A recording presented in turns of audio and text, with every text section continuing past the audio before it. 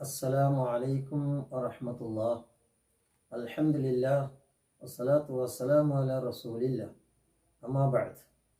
ബഹുമാന്യ സഹോദരന്മാരെ, എല്ലാവർക്കും പുതുവർഷ പുലരിയുടെ സന്തോഷവും ആനന്ദവും ബർക്കത്തും നേർന്നുകൊള്ളുകയാണ്. ഇന്ന് ഗ്രിഗറി കലണ്ടർ പ്രകാരം ജൂലൈ 6-ാം തീയതി ശനിയാഴ്ചയാണ്. ലോകം മുഴുവൻ ഇന്ന് ശനിയാഴ്ചയാണ് എന്ന് നമുക്കറിയാം. ജൂലൈ കഴിഞ്ഞ ഇന്നലെ വെള്ളിയാഴ്ച 5-ാം തീയതിയായിരുന്നു ജൂലൈ. നമുക്കറിയാം, അത് ദുൽഹിജ്ജ 29 അറബി മാസം. ഹിജ്റ വർഷ കലണ്ടർ പ്രകാരം ദുൽഹിജ്ജ 29-ാം തീയതിയായിരുന്നു ഇന്നലെ. കാരണം കഴിഞ്ഞ ജൂൺ 7-ാം തീയതി ദുൽഹിജ്ജ 1 അതനുസരിച്ചിട്ടാണല്ലോ ജൂൺ 15-ാം തീയതി ശനിയാഴ്ച അറഫയായി ലോകം പ്രഖ്യാപിക്കപ്പെടുകയും 16-ാം തീയതി ഞായറാഴ്ച യൗമുൻ നഹർ, ഹജ്ജിലെ സുപ്രധാനമായ ഹജ്ജുൽ യൗമുൽ അക്ബർ എന്ന് പറയുന്ന ആ ദിവസവും അഥവാ ഈദുൽ അദ്ഹയുടെ ദിവസമായിരുന്നു അന്ന്. അതനുസരിച്ച് ഇന്നലെ സൂര്യൻ ചന്ദ്രനെ മറികടക്കുന്ന ദിവസമാണ്. അങ്ങനെ മറികടന്നു. അത് വിശുദ്ധ ഖുർആൻ വളരെ വ്യക്തമായി സൂചിപ്പിച്ചിട്ടുണ്ട്.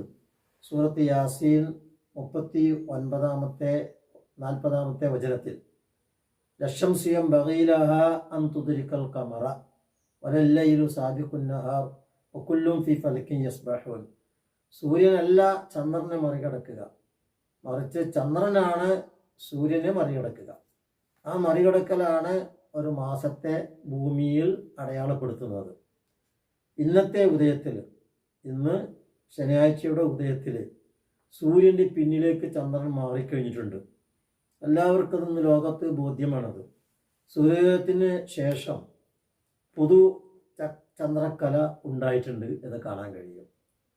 ഇതും വിശുദ്ധ ഖുർആൻ സൂചിപ്പിച്ചിട്ടുണ്ട്. സൂറത്തു ശംസിൽ വശംസി വദുഹാഹ വൽ ഖമരി ഇദാ തലാഹ. സൂര്യൻ അതിൻ്റെ പ്രഭയോടുകൂടി പ്രത്യക്ഷപ്പെടുകയും അതിൻ്റെ പിന്നിലേക്ക് ചന്ദ്രൻ മാറുകയും അതിനെ പിന്തുടരുകയും ചെയ്യുന്നൊരവസ്ഥ വരുന്നു എന്നാണ്. അത് ഈ 1-ാം തീയതിയിലത്തെ പ്രതിഭാസമാണ്.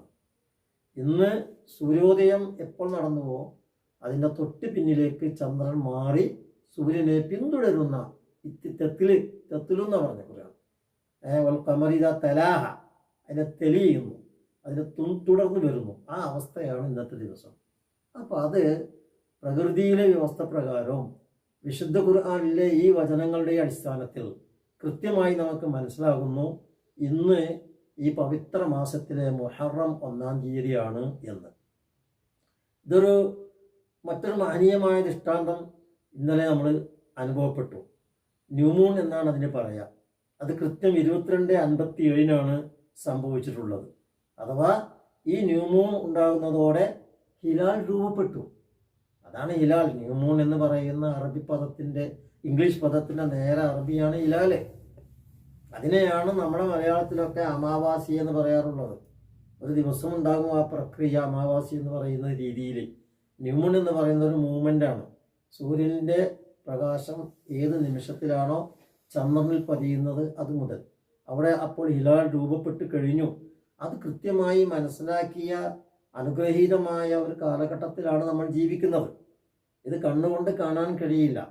കണക്ക് കൊണ്ടും ഗോളശാസ്ത്രത്തിൻ്റെ വിജ്ഞാനം കൊണ്ടും അതിൻ്റെ പൊസിഷൻ മനസ്സിലാക്കുവാനാണ് നമുക്ക് സാധിക്കുക.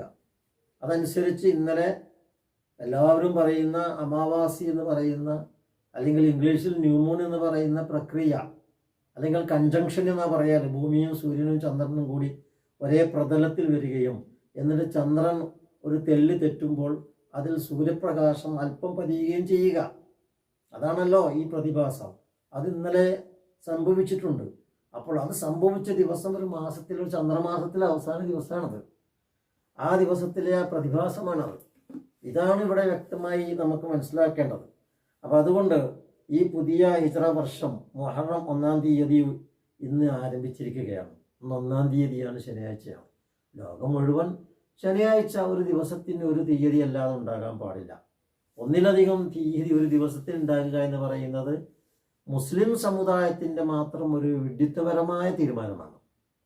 അതിൽ മുസ്ലിങ്ങൾ തിരുത്തിയേ പറ്റൂ, തിരുത്തേണ്ടി വരും. ലോകം തിരുത്തിക്കും നമ്മെ കൊണ്ട്.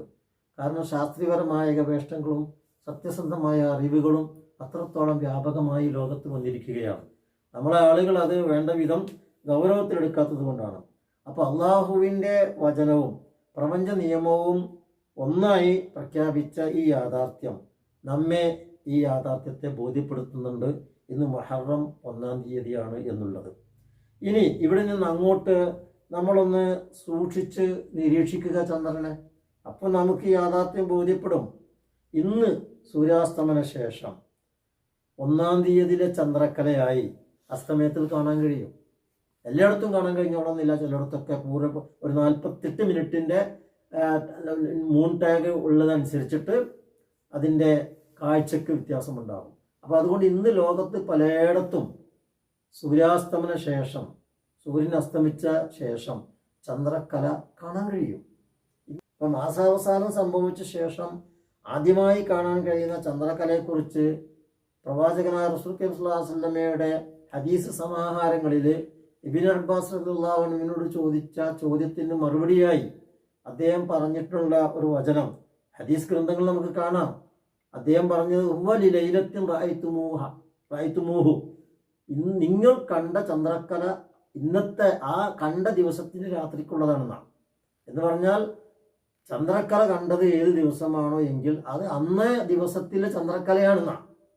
അപ്പോൾ 1-ാം തീയതി ചന്ദ്രക്കലയാണെന്നാണ് മഹാനായ ഇബ്നു അബ്ബാസ് റളിയല്ലാഹു അൻഹു. നല്ല നിരീക്ഷണ പാഠമുള്ള മഹാനായിരുന്നു അദ്ദേഹം. അതുകൊണ്ട് അദ്ദേഹം പറഞ്ഞത് എല്ലാവരും രേഖപ്പെടുത്തിയിട്ടുണ്ട് ഹദീസ് ഗ്രന്ഥങ്ങളിൽ. അപ്പോൾ ഇത് നിരീക്ഷിച്ചാൽ ഇനിയും നമ്മൾ നിരീക്ഷിക്കാം.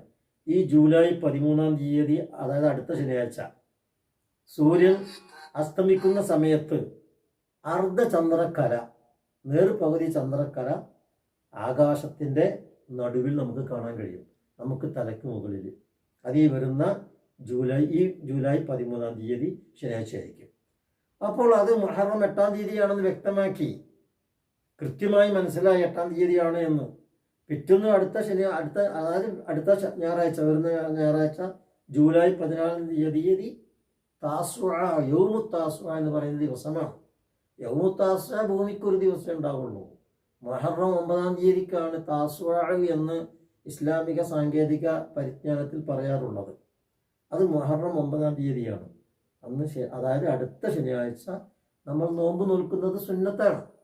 കാരണം താസ്വഅയിനും ആശുറായിനും നോമ്പ് നോൽക്കണം എന്നതാണല്ലോ ഇസ്ലാമിക പ്രമാണങ്ങളിൽ പറയുന്നത്. ആശുറ നോമ്പാണ്, മുഹറം 10-ലെ നോമ്പാണ് ഏറ്റവും സുപ്രധാനമായിട്ടുള്ളത്. മൂസാ നബി അലൈഹി സ്വലാത്തു വസ്സലാമിനെ അല്ലാഹു തആല ഫിറഔനിൻ്റെ ഭയാനകമായ അപകടങ്ങളിൽ നിന്ന് രക്ഷിച്ച ദിവസം എന്ന നിലക്ക് ആ കടപ്പാട് അല്ലാഹുവിനോട് നിർവഹിക്കാൻ വേണ്ടിയിട്ട് നന്ദിപൂർവ്വം നമ്മൾ നോമ്പനുഷ്ഠിക്കുന്നു. അതിന് തലേ ദിവസവും താസ്വഅയിലും ഞാൻ ജീവിച്ചിരിപ്പുണ്ടെങ്കിൽ അടുത്ത വർഷം ഞാൻ നോക്കാൻ തയ്യാറാണ് എന്ന് റസൂൽ പറഞ്ഞതിൻ്റെ അടിസ്ഥാനത്തിൽ താസ്വഅ എന്ന് പറയുന്ന മുഹറം 9-ാം തീയതി നോമ്പ് സുന്നത്തുണ്ട്. അതുകൊണ്ട് ആ സുന്നത്തായ നോമ്പ് നാം നോക്കേണ്ടത് അടുത്ത ഞായറും തിങ്കളുമാണ്. 15-ാം തീയതി തിങ്കളാഴ്ച ആശൂറ, മുഹറം 10. അപ്പോൾ മുഹറം 10-ൻ്റെ അന്നും അതിന് തലേ ദിവസം താസ്വഅ മുഹറം 9-നും, അഥവാ അടുത്ത ഞായറാഴ്ചയും തിങ്കളാഴ്ചയും നാം നോമ്പുകാരനാകണം. അപ്പോൾ ഇതാണ് ഇസ്ലാമിലെ ഈ കർമ്മത്തെ സംബന്ധിച്ചിടത്തോളമുള്ള നിർദ്ദേശങ്ങൾ. അപ്പം നമ്മുടെ നാട്ടിലെ ഉദയാസ്തമയ ചക്രവാളത്തിലെ ചന്ദ്രോദയമോ അസ്തമനമോ അല്ല മാസമാറ്റ മാനദണ്ഡം. മാസമാറ്റ മാനദണ്ഡത്തിന് അള്ളാഹു ഒരൊറ്റ പോയിന്റാണ് വെച്ചിട്ടുള്ളത്. അത് സൂര്യനും ചന്ദ്രനും ഭൂമിയും കൂടിയും ഒരേ മേഖലയിൽ എത്തിപ്പെട്ട് ചന്ദ്രൻ പിന്നെയും സഞ്ചരിച്ച് സൂര്യൻ്റെ അപ്പുറത്തേക്ക് മറികടക്കുമ്പോൾ ആ നിമിഷത്തിൽ വീഴുന്ന സൂര്യപ്രകാശം, അതാണ് ചന്ദ്രനിൽ പതിഞ്ഞാൽ ചന്ദ്രക്കല രൂപം കൊള്ളുന്നത്. ഒരു മാസത്തിലെ തുടക്കത്തിലെ അടയാളപ്പെടുത്തിക്കൊണ്ടുള്ള ആ പ്രകാശം അതിൽ പതിയുമ്പോൾ അതൊരു മാസത്തിലെ അവസാന ദിവസത്തെ പ്രക്രിയയാണ്. ആ പ്രക്രിയ ഇന്നലെ സംഭവിച്ചിരിക്കുന്നു. അതുകൊണ്ട് ഇന്ന് മുഹറം 1-ാം തീയതിയാണെന്നും ഈ വരുന്ന 14-ാം തീയതി ഞായറാഴ്ച താസ്വഅയാണെന്നും 15-ാം തീയതി തിങ്കളാഴ്ച ആശുറ ആണെന്നും നമുക്ക് വ്യക്തമായി മനസ്സിലാക്കാൻ സാധിക്കും. ഇതാ മുഹറം, ഈ കൊല്ലത്തെ മുഹറം 1-ാം തീയതി ഇന്നാണ് ആരംഭിച്ചത്. അതുകൊണ്ട് 8-ാം തീയതിയാണ് അർദ്ധചന്ദ്രക്കല സംഭവിക്കുന്നത്. അതനുസരിച്ച് 14-ാം തീയതി ഞായറാഴ്ച മുഹറം 9-ാം തീയതിയാണ് താസുഅ ദിവസമാണ്. പിറ്റേ ദിവസം 15-ാം തീയതിയാണ്, അന്ന് മുഹറം 10-ാം തീയതിയാണ്, ആശുറയാണ്. ഈ 2 ദിനങ്ങളിൽ നാം നോമ്പ് നോക്കണം. അതുകൊണ്ട് അടുത്ത ശനിയാഴ്ച അത്താഴം കഴിച്ച് ഞായറാഴ്ചയും തിങ്കളാഴ്ചയും നോമ്പുകാരാകണം നമ്മൾ. ഇതാണ് ഇസ്ലാമിൻ്റെ കൃത്യമായ ഇന്ന് നമുക്ക് മനസ്സിലായിട്ടുള്ള യാഥാർത്ഥ്യം. ഈ യാഥാർത്ഥ്യത്തിന് വിരുദ്ധമായിട്ട് നമ്മുടെ പണ്ഡിതന്മാരും മറ്റൊക്കെ തീരുമാനമെടുക്കുന്നതിനോട് ഖേദപൂർവം സങ്കടം രേഖപ്പെടുത്തുകയല്ലാതെ യാതൊരു രക്ഷയുമില്ല. ചന്ദ്രന് സാക്ഷാൽ അസ്തമനാവസ്ഥ എന്ന് പറയുന്നത് മാസാവസാന ദിവസമാണ്. ഒരു ദിവസം പൂർണ്ണമായും ചന്ദ്രൻ ഭൂമിയിൽ നിന്ന് മറയും. ആ മറയുന്ന ദിവസം യൗമുശക്ക് എന്നൊക്കെ റസൂൽ പറയാൻ കാരണം അതാ. അക്കാലത്ത് സംശയം ഉണ്ടായിരുന്നു. കാരണം ചന്ദ്രൻ്റെ ഈ പ്രതിഭാസം കൃത്യമായി കണക്ക് കൂട്ടിയിട്ട് മനസ്സിലാക്കാൻ കഴിയാത്തൊരു കാലഘട്ടം. അതുകൊണ്ട് അതിനെ അവർ നിരീക്ഷിക്കുക മാത്രമാണ് ചെയ്തിരുന്നത്. ഇന്ന് നിരീക്ഷണത്തോടൊപ്പം നമുക്ക് കാൽക്കുലേഷൻ തിയറിയും ജോമെട്രിയുടെ നിയമവും അതുപോലെ തന്നെ ആംഗിൾ കണക്കാക്കാനുള്ള അതിൻ്റെ എലങ്കോഷൻ ഡിഗ്രിയും അതുപോലെ തന്നെ അതിൻ്റെ ഉത്തരായനവും ദക്ഷിണായന രേഖകളിലെ കൃത്യമായ ഡിഗ്രികളും ഇഞ്ചും സെൻറ്റിമീറ്ററും മില്ലിമീറ്ററും അനുസരിച്ച് കണക്കാക്കപ്പെടുന്ന ഒരു കാലഘട്ടമാണ്. അപ്പം അതുകൊണ്ട് ഇന്നലെ അമാവാസി സംഭവിച്ചിരിക്കുന്നു. അമാവാസി സംഭവിച്ച പിറ്റേ ദിവസം ഈ മാസത്തിൽ 1-ാം തീയതി ആയിരിക്കുമെന്ന് ഈ പ്രകൃതി, ഈ പ്രപഞ്ചത്തിലെ യാഥാർത്ഥ്യം നമ്മെ ബോധ്യപ്പെടുത്തുകയും നമ്മെ പഠിപ്പിക്കുകയും ചെയ്തിട്ടില്ലെങ്കിൽ നാം വളരെ പ്രയാസകരമായ അനുഭവത്തിലായിരിക്കും ലോകത്ത് മക്കളുടെ മുമ്പിൽ എന്നുള്ളത് കൂടി മനസ്സിലാക്കണം. ഇസ്ലാം പ്രായോഗിക മതമാണ്. യാന്ത്രികമായി തന്നെ പ്രകൃതി നിയമപ്രകാരം അടുത്ത മാസത്തിലെ 1-ാം തീയതി ആയിരിക്കും എന്നത് ഇങ്ങനെയെല്ലാം അല്ലാഹു തആല കാണിച്ചു തന്നിട്ട് നാം അതിനെ ഉൾക്കൊള്ളാതിരുന്നാൽ അത് വലിയ വിപത്ത് തന്നെയാണ്. അതുകൊണ്ടാണ് അല്ലാഹു തആല വിശുദ്ധ ദിനത്തിൻ്റെയും വിശുദ്ധ മാസത്തിൻ്റെയും വിശുദ്ധ കർമ്മങ്ങളുടെയും വിശുദ്ധ സ്ഥലങ്ങളുടെയും ഒക്കെ പവിത്രത ലംഘിക്കാൻ പാടില്ല എന്ന് പറഞ്ഞത്. സൂറത്ത് തൗബയിൽ ഈ ഭൂമിയിൽ മനുഷ്യന്മാർക്ക് ഒരു കൊല്ലത്തിന് 12 മാസമാണെന്നും ആ 12 മാസം കൃത്യമായി അവർ പാലിക്കണമെന്നും അതിൽ യാതൊരു വിധത്തിലുള്ള അലങ്കോലങ്ങളും വരുത്താൻ പാടില്ലെന്നും നിഷിദ്ധത വരുന്ന രീതിയിൽ അറബികൾ അത് ചെയ്തിരുന്നുവെന്നും പവിത്ര മാസത്തെ തന്നെ അവർ മാറ്റിവെക്കുന്നു എന്നുള്ള ആരോപണം ഖുർആൻ ഉന്നയിച്ചിട്ട് ഇന്നമൻ നസീഉ സിയാദത്തുൻ ഫിൽ കുഫർ യുദില്ലു ബിഹിൽ ലദീന കഫറു യുഹില്ലൂനഹു ആമൻ വയുഹർരിമൂനഹു ആമൻ ലിയുവാതിഉ ഇദ്ദത മാ ഹറമല്ലാഹ് ഫയുഹില്ലു മാ ഹറമല്ലാഹ് സുയ്യിന ലഹും സൂഉ അഅമാലിഹിം വല്ലാഹു ലാ യഹ്ദിൽ ഖൗമൽ കാഫിരീൻ എന്ന് സൂറത്ത് തൗബ 37-ാമത്തെ വചനത്തിൽ പറഞ്ഞത് ഈ വിഷയമാണ്. ഇന്ന് 1-ാം തീയതി ആയിട്ടില്ല എന്ന് ആരെങ്കിലുമൊക്കെ പറഞ്ഞാൽ അത് യഥാർത്ഥത്തിൽ നസീ തന്നെയാണ്. കാരണം ഇന്ന് കൂടി ഏതിൽപ്പെടും? ദുൽഹജ്ജ മാസത്തിൽ പെട്ടുപോകും. ഒരു ദിവസം മാറിയാൽ മതി, ഒരു മാസത്തിൻ്റെ പവിത്രത ലംഘിക്കപ്പെട്ടു.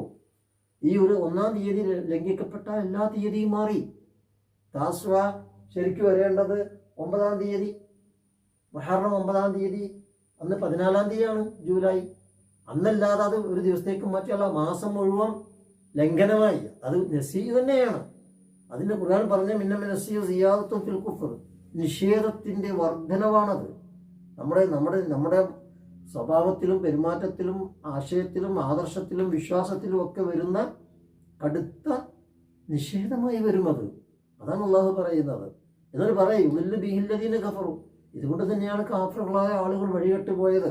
യുഹല്ലൂനഹു ആമൻ, ഒരു കൊല്ലം അവർക്ക് അനുവദനീയമായതിന് യുഹർരിമൂനഹു ആമൻ, മറ്റേ കൊല്ലം അവർ ഹറാമാക്കുന്നു. എന്തിന്? ലിയുവാതിഉ ഇദ്ദത മാ ഹറമല്ലാഹ്, അള്ളാഹ് കണക്കാക്കിയ എണ്ണം തേക്കണമല്ലോ. ആ എണ്ണ എങ്ങനെയെങ്കിലും തേച്ചാൽ മതി എന്നുള്ളതാണ് അവരുടെ നിയമം. അല്ലാതെ അള്ളാഹുവിൻ്റെ പവിത്രമായ നിയമത്തെ അങ്ങനെ തന്നെ പാലിക്കണമെന്ന് നിർബന്ധ ബുദ്ധി അവർക്കില്ല. എണ്ണം തേച്ചാൽ മതി എന്നാണ്. അത് ആ ഒരു അവസ്ഥയിലേക്ക് പോയാൽ അത് നസീ തന്നെയാണത്. അത് പറയുമ്പോൾ ദേഷ്യപ്പെട്ടിട്ടും കോപിച്ചിട്ടും കാര്യമില്ല. അതൊരു യാഥാർത്ഥ്യമാണ്. നമ്മൾ അറിയാതെയോ അറിഞ്ഞോ നസീ ചെയ്തുകൊണ്ടിരിക്കുന്നുണ്ട്. എന്നിട്ട് അള്ളാഹ് പറയുന്നു സുയ്യിന ലഹും സൂഉ അഅമാലിഹിം, അവർ ചെയ്യുന്ന അമൽ അവർക്ക് മൂടി പിടിപ്പിക്കപ്പെട്ടിരിക്കുകയാണ്, അല്ലെങ്കിൽ ഭംഗിയാക്കപ്പെട്ടിരിക്കുകയാണ്. എന്നിട്ട് അള്ളാഹ് പറയുന്നു അല്ലാഹു ലാ യഹ്ദിൽ ഖൗമൽ കാഫിരീൻ, ഇങ്ങനെ നിഷേധഭാവം ഉൾക്കൊള്ളുന്നവർക്ക് അള്ളാഹു താല സന്മാർഗം കൊടുക്കില്ല. അപ്പോൾ അള്ളാഹു സന്മാർഗം കൊടുക്കണമെങ്കിൽ നിഷേധത്തിൻ്റെ ഒരു ഭാവം ഉണ്ടാകാൻ പാടില്ല. ഇത് മാസത്തിൻ്റെ പവിത്ര, പ്രത്യേകിച്ച് മുഹറം മാസത്തെക്കുറിച്ച് പറഞ്ഞത് വളരെ പവിത്രമായ മാസമാണ്. അതുകൊണ്ട് തന്നെ ഇതിൻ്റെ ഒരു ദിവസത്തിലും നഹ്സ് എന്ന് പറയുന്ന വലിയ ദുരന്തപൂർണമായ ഒരു ആശയം മുസ്ലിം സമൂഹം വെച്ചിട്ടുണ്ട്. മുഹറത്തിലെ ആദ്യത്തെ 10 ദിവസം എന്തെല്ലാം പുണ്യകർമ്മം ചെയ്യാൻ പറ്റുമോ അതൊക്കെ ചെയ്യുക വേണ്ടത്. എന്നാൽ നല്ല കാര്യങ്ങളെല്ലാം മാറ്റി വെക്കുകയും വീടിരിക്കുക, കട തുടങ്ങുക, അല്ലെങ്കിൽ അതുപോലെയുള്ള നല്ല കാര്യങ്ങൾ തുടങ്ങുക, കച്ചവടം ആരംഭിക്കുക, അങ്ങനെയുള്ള കാര്യങ്ങളൊക്കെ മാറ്റിവെക്കലാണ് മുഹറം 10 വരെ. അതല്ല വേണ്ടത്. മുഹറം 10 മാത്രമല്ല, ലോകത്തുള്ള എല്ലാ ദിവസങ്ങളും അള്ളാഹുവിൻ്റെ പവിത്രമായ ദിനങ്ങൾ തന്നെയാണ്. എല്ലാ ദിവസത്തിനും അതിൻ്റെതായ പവിത്രതയുമുണ്ട്. അതിനൊരു നഹ്സൊന്നും നമുക്ക് നിശ്ചയിക്കാൻ പാടില്ലാത്തതാണ്. അതുകൊണ്ട് ഞാൻ അവസാനിപ്പിക്കുകയാണ്. ഈ വിഷയത്തിലുള്ള സങ്കീർണതകൾ അവസാനിപ്പിച്ച് മുസ്ലിം ലോകം ഒന്നടങ്കം അവർ ചന്ദ്രമാസ കണക്കിനെ കൃത്യമായി ഫോളോ ചെയ്യുകയും ഹിജ്റ തീയതി എന്ന് പറയുന്ന ചന്ദ്രമാസ തീയതിയെ അവിടെ എല്ലാ കാര്യങ്ങളുടെയും മാനദണ്ഡമാക്കുകയും ചെയ്യണം. കാരണം ഖുർആൻ എങ്ങനെ പറഞ്ഞത്, യസ്അലൂനക അനിൽ അഹില്ല ഖുൽ ഹിയ മവാഖീതു ലിന്നാസി വൽ ഹജ്ജ്, ജനങ്ങളുടെ എല്ലാ ആവശ്യങ്ങൾക്കും അവിടെ ഹജ്ജിന് പ്രത്യേകവും കാലഗണനക്ക് അല്ലാഹു തആല അഹിലയാണ് വെച്ചിരിക്കുന്നത് എന്ന് പറഞ്ഞത് ചന്ദ്രൻ്റെ ഉദ്ദിഷ്ടങ്ങളാണ്. അതുകൊണ്ട് ഈ ഉദ്ദിഷ്ടങ്ങളുടെ അടിസ്ഥാനത്തിൽ നിരീക്ഷിച്ചാലും ബോധ്യപ്പെടുന്ന സയൻസിൻ്റെ നിയമപ്രകാരവും വിശുദ്ധ ഖുർആനിലെ അനേകം ആയത്തുകളെയും പിന്തുണയോടുകൂടി വ്യക്തമായി മനസ്സിലായിരിക്കുകയാണ്. അതുകൊണ്ട് ഇന്ന് മുഹറം 1-ാം തീയതിയാണ്, ശനിയാഴ്ച. ലോകം മുഴുവൻ ഇന്ന് 1-ാം തീയതി തന്നെ ആയിരിക്കണം. അടുത്ത ആഴ്ച ശനിയാഴ്ച 8-ാം തീയതി ആയിരിക്കുന്നത് കൊണ്ട് 9-ാം തീയതി മുഹറം 9-ാം തീയതി ഇതാ കാണുന്നു 14-ാം തീയതി ആയിരിക്കും. അതുപോലെ തന്നെ മുഹറം 10 ജൂലൈ 15-ാം തീയതി ആയിരിക്കും. ആ 2 ദിവസങ്ങൾ നോമ്പ് അതേ ദിവസത്തിൽ തന്നെ അനുഷ്ഠിച്ചുകൊണ്ട് അള്ളാഹുവിൻ്റെ നിയമത്തെ പാലിക്കണം, അതിനുവേണ്ടി ശ്രമിക്കണം. ഇക്കാര്യം പണ്ഡിതന്മാരും ചിന്തിക്കണം എന്ന് പറഞ്ഞുകൊണ്ട് ഞാൻ എൻ്റെ വാക്കുകൾ ഉപസംഹരിക്കുകയാണ്. റഹ്മാനായ അള്ളാഹു നമുക്ക് കൃത്യമായ സന്മാർഗ്ഗം തന്ന് അനുഗ്രഹിക്കുമാറാകട്ടെ. സത്യം സത്യമാണെന്ന് ഗ്രഹിച്ച് അതനുസരിച്ച് ജീവിതത്തെ കൊണ്ടുപോകാൻ റഹ്മാനായ അള്ളാഹു നമ്മെ അനുഗ്രഹിക്കുമാറാകട്ടെ. വസല്ലല്ലാഹു അലാ ഖൈരി ഖൽഖിഹി മുഹമ്മദിൻ വഅലാ ആലിഹി വസഹ്ബിഹി അജ്മഈൻ വൽഹംദുലില്ലാഹി റബ്ബിൽ ആലമീൻ. അസ്സലാമു അലൈക്കും വറഹ്മത്തുള്ളാഹി.